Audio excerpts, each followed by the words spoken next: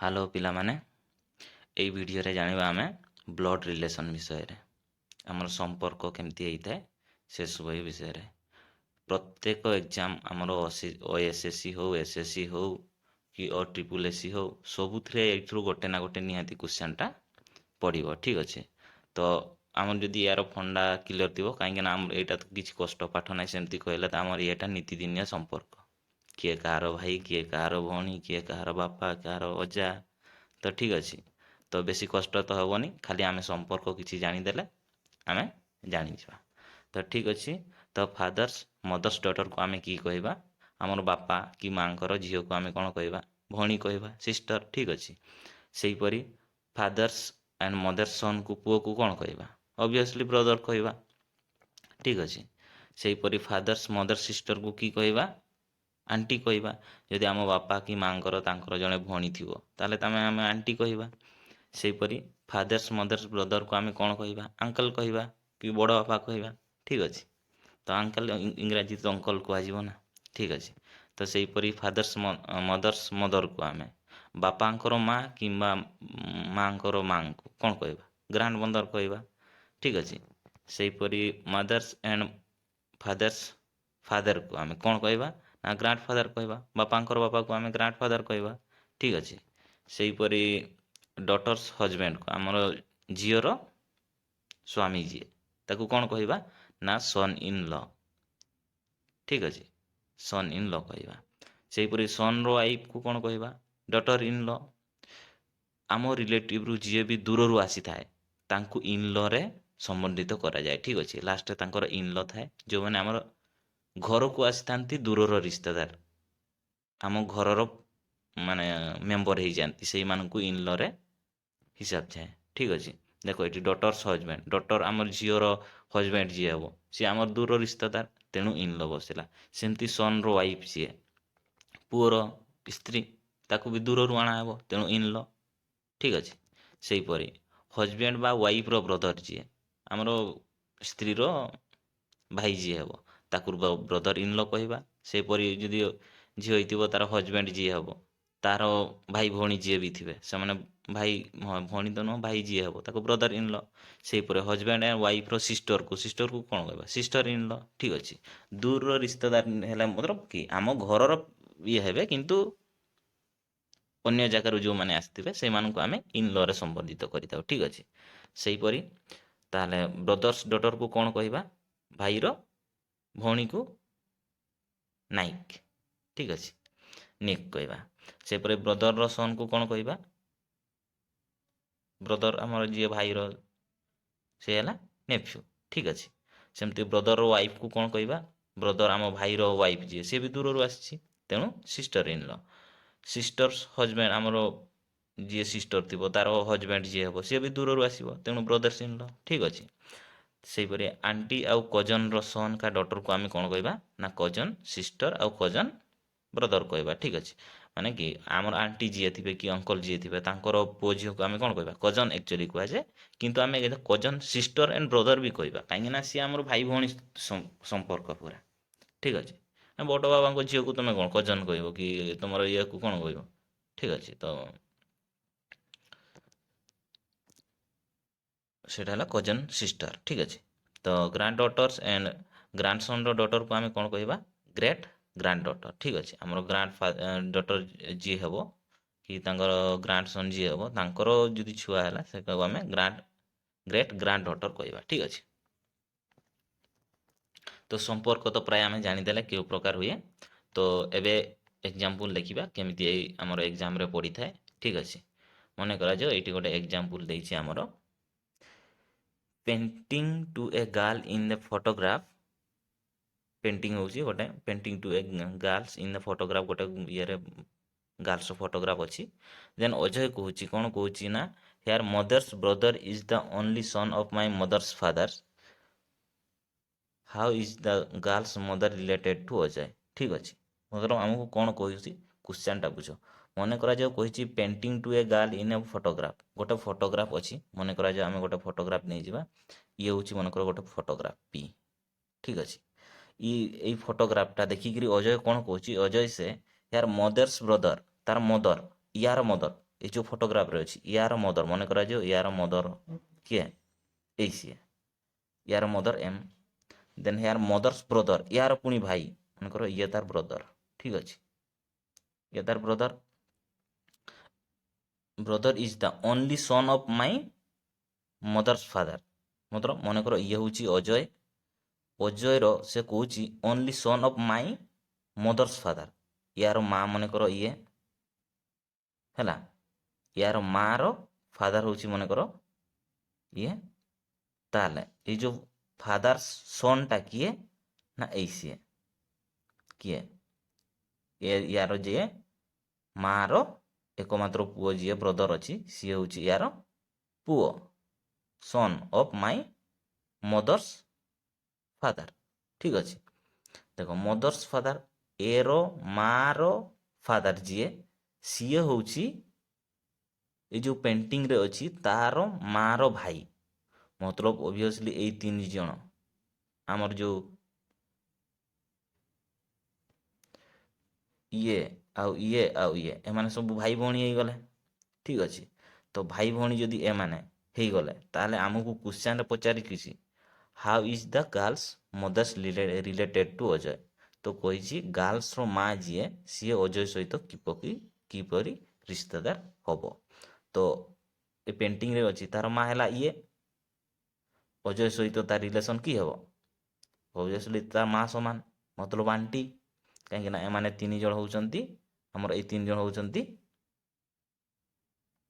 ଭାଇ ଭଉଣୀ ତେଣୁ ଇଏ ହେବ ତାର ଆଣ୍ଟି ତାହେଲେ ଆମର ଆନ୍ସର କି ହେବ ଆଣ୍ଟି ଠିକ୍ ଅଛି ତ ଆମର ଆନ୍ସର ଏଇଠି ଅଛି ସି ଆଣ୍ଟି ଠିକ୍ ଅଛି ନେକ୍ସଟକୁ ଯିବା ନେକ୍ସଟ ଆମର ଅଛି କ'ଣ ନା ଏ ଇଜ୍ ବିର ସିଷ୍ଟର ଦେଖ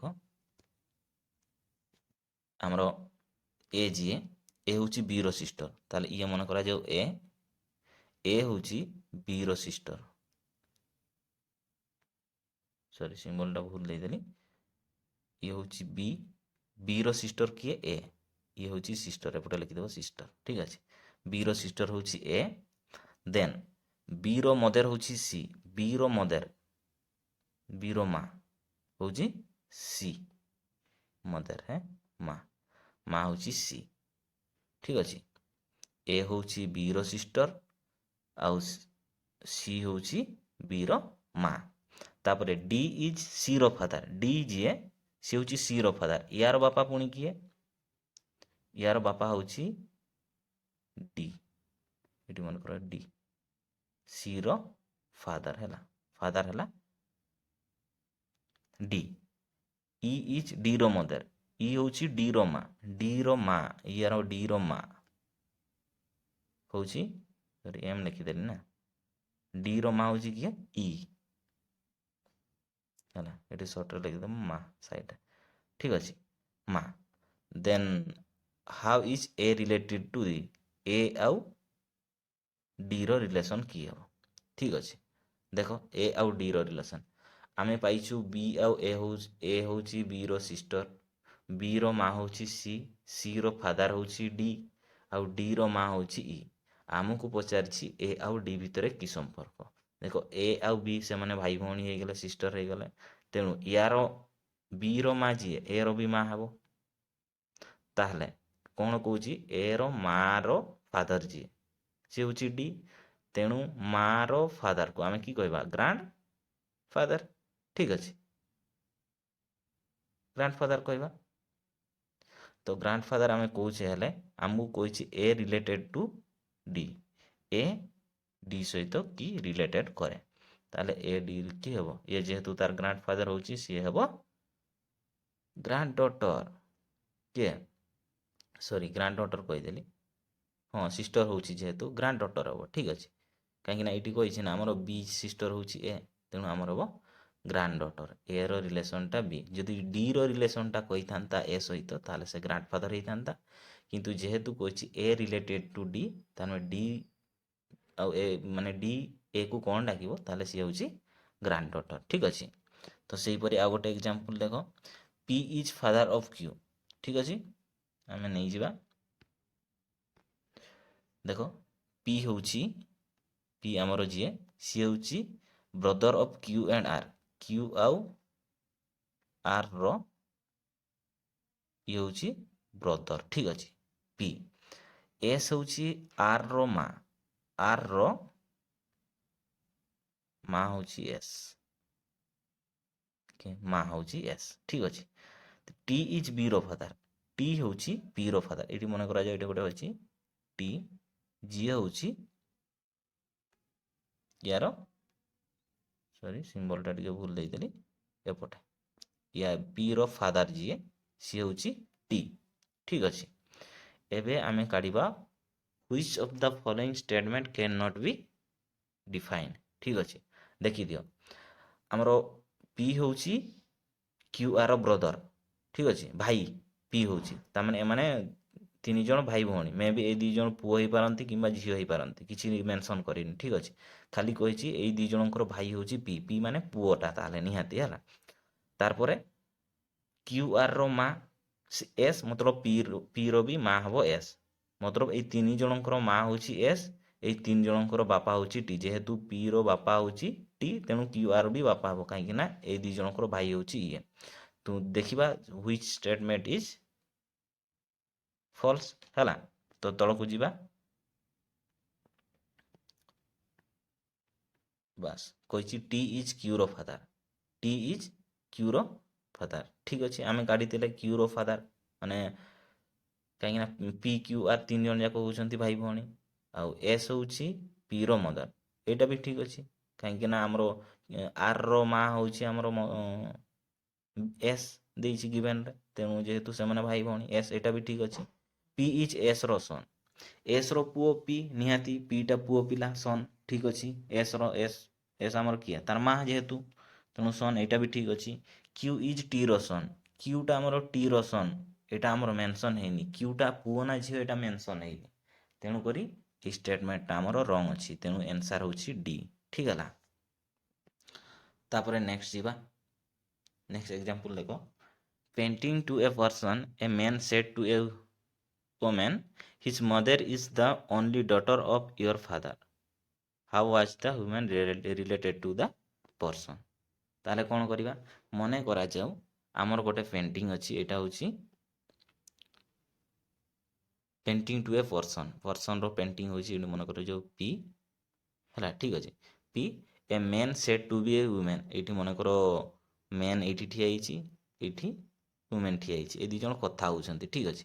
ଏ 2 ଜଣ କଥା ହେଉଛନ୍ତି କି ମେନ୍ଟା କହିଲା ୱୁମନ୍କୁ କି ହିଜ୍ ମଦର, କାହାର ମଦର, ଏଇ ପିର ଯେଉଁ ପେଣ୍ଟିଂରେ ଯେଉଁ ପର୍ସନଟା ଅଛି ତାର ହିଜ୍ ମଦର ଇଜ୍, ସେ mother is only daughter of your father, ତାମାନେ ୟାର ମା ଯିଏ, ମାଟା ଯିଏ is the only daughter of, ଇଏ ହେଉଛି କାହାର daughter, daughter of your father, ୟାକୁ ହ୍ୟୁମ୍ୟାନକୁ କହୁଛି ତମର ଯିଏ ଫାଦର, ତମର ଫାଦର ଯିଏ, ତାଙ୍କର ଡଟର ହେଉଛି ୟାର ମା, his mother is the only daughter of your father, ତମର ବାପା ଯିଏ ତାଙ୍କର ଡଟର ଯିଏ ସିଏ ହେଉଛି ତାଙ୍କର ମା, ତ ଇଏ ତ ତାର ଡଟର ହେଲା। ତ ଅବଭିୟସଲି ଇଏ ଆମର ଯିଏ ଏମ୍, ଏଇ ହ୍ୟୁମେନ୍, ମେନ୍ ଆଉ ହ୍ୟୁମେନ୍, ଏ 2 ଜଣ ଭାଇ ଭଉଣୀ ହେଇଗଲେ, ଭାଇ ଭଉଣୀ ତେଣୁ ଭଉଣୀ ଭଉଣୀ ହେଇଯିବେ, ଠିକ୍ ଅଛି, ସିଷ୍ଟର ହେବେ ନା, ଇଏ ତାର ମା ହେଉଛି ଯେହେତୁ, ଇଏ ବି ଝିଅ ଇଏ ବି ଝିଅ, ତେଣୁ ସିଷ୍ଟର ହେଇଗଲେ ଏଇ 2 ଜଣ। ଦେନ୍ ପଚାରିଛି how was the human related to the person, ଏଇ ଯେଉଁ ହ୍ୟୁମେନ୍ଟା ଅଛି ଆଉ ଏଇ ସିର ଏଇ 2 ଜଣଙ୍କର ସମ୍ପର୍କ କିସ, ଅବଭିୟସଲି ଇଏ ତାର ମା ସମାନ, ମତଲବ ଯେହେତୁ ଏମାନେ ଭଉଣୀ ଭଉଣୀ, ଅବଭିୟସଲି ଇଏ ତାର ଆଣ୍ଟି ହେବ, ଠିକ୍ ଅଛି। ତାହେଲେ ତାଙ୍କର ରିଲେସନ୍ କ'ଣ ହେବ ନା ଅପସନ୍ ନମ୍ବର ଏ ଆଣ୍ଟି, ଠିକ୍ ଅଛି। ଆଶା କରିବି ସମସ୍ତେ ବୁଝି ଯାଇଥିବ, କାହିଁକିନା ସମ୍ପର୍କ ଏତେ ବି କଷ୍ଟ ନୁହଁ, ଫେର୍ ବି ଯଦି କିଛି ଡାଉଟ୍ ହୁଏ, ଏଇଠି ଦେଖ ତୁମ ଲାଗି 2ଟା ଟାସ୍କ ଦେଇଛି, 2ଟା ନାଇଁ 3ଟା କରିଛି, ଏଇଟା 2ଟା ରହିଲା, ଏଇଟା ଆଉ ଗୋଟେ ଏଇଠି ଅଛି, ତ ଏଇ 3ଟାକୁ ତୁମେ କରିବ, କରିକି ଯାହା ଆନ୍ସର୍ ବାହାରିଲା, ଯଦି ଲାଗୁଛି ତୁମକୁ ତୁମର ଠିକ୍ ଅଛି ତାହେଲେ ତ ଠିକ୍ ଅଛି, ବହୁତ ଭଲ କଥା, ଯଦି ଭୁଲ ଅଛି ତାହେଲେ କମେଣ୍ଟ କରି ଜଣାଇବ, କି ତଳେ ଥିବା ଡେସ୍କ୍ରିପସନ୍ରେ ଜଏନ୍ ହେଇଯିବ। ତୁମର ଲାଗି ଗୋଟେ ଖୁସି ଖବର, ତୁମେ ଯଦି SSC OSCC କିମ୍ବା OSSC ପୁରା କୋର୍ସ କମ୍ପ୍ଲିଟ୍ ପୁରା ନଲେଜ ପୁରା ମ୍ୟାଥମେଟିକ୍ସରେ ଅର୍ଜନ କରତେ ଚାହୁଁଛ, ତମର ଲାଗି 2024ରେ କରନ୍ ସାର୍ ବିନା ମୂଲ୍ୟରେ ଡାଉଟ୍ କ୍ଲିୟର ଅନଲାଇନ୍ ମାଧ୍ୟମରେ କରିପାରିବେ। ଠିକ୍ ଅଛି। ତ ଆଶା କରିବି ଯେତିକି ବି ତୁମର ସାଙ୍ଗ ଅଛନ୍ତି ସମସ୍ତଙ୍କୁ ଭିଡ଼ିଓ ସେୟାର କରିବ, ଆଉ ଲାଇକ୍ ସେୟାର ସବସ୍କ୍ରାଇବ୍ କରାଇବ, ଆଉ ସେମାନଙ୍କୁ 2025 ସୁଦ୍ଧା ଜବ୍ ପାଇବାରେ ହେଲ୍ପ କରିବ। ଠିକ୍ ଅଛି। ବହୁତ ଗା ନୋଟିଫିକେସନ୍ ତ ଆସିଛି, ତୁମେମାନେ ବି ଦେଖିଥିବ। ସେଇଥିପାଇଁ ମୋର ଇଏ ଇଣ୍ଟେନ୍ସିଟି ଯେମିତି ଯେତିକି ବି ପିଲା ଅଛନ୍ତି କେହି ମାନେ ବଞ୍ଚିତ ନ ହୁଅନ୍ତୁ, ପଇସାର ପ୍ରୋବ୍ଲେମ୍ ନ ହଉ। ବାସ୍ ଅଧିକରୁ ଅଧିକ ସେୟାର କରିବ ଆଶା କରିବି। Thank you.